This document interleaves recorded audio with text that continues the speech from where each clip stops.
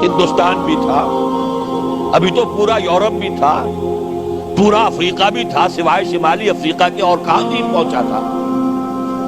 جب تک کہ کل روئے عرضی پر اللہ کا دین غالب نہیں ہوتا، حضور کا مقصد بعثت نامکمل ہے، وقت فرصت ہے کہاں، کام ابھی باقی ہے، نور توحید کا اتمام ابھی باقی۔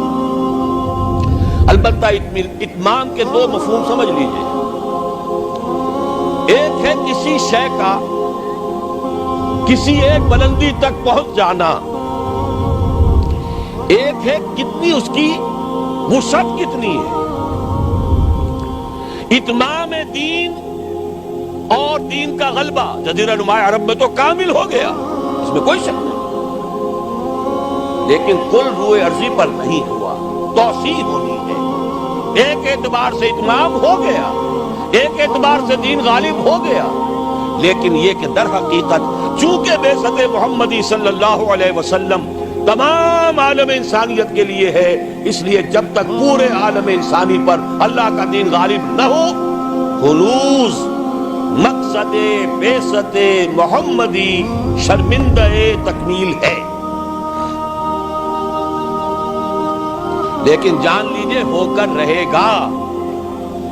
اب اس کی جو خبریں دی ہیں، سب سے پہلے تو جیسا کہ ان آیات کے حوالے سے میں نے عرض کیا تھا، دو آیتیں میں نے اس وقت تک بیان کی ہیں، دو اگلی آیات ذرا سرسری طور پر سمجھ لیجئے ورنہ وقت بہت زیادہ لگ جائے گا۔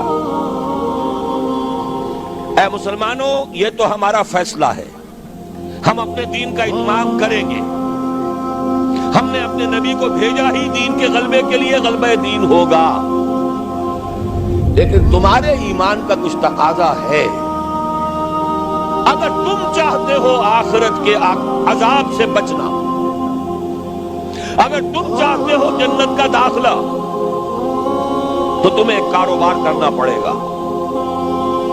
یا ایھا الذین آمنوا هل ادلکم علی تجارۃ تنجیکم من عذاب الیم تؤمنون باللہ ورسولہ وتجاہدون فی سبیل اللہ باموالکم وانفسکم۔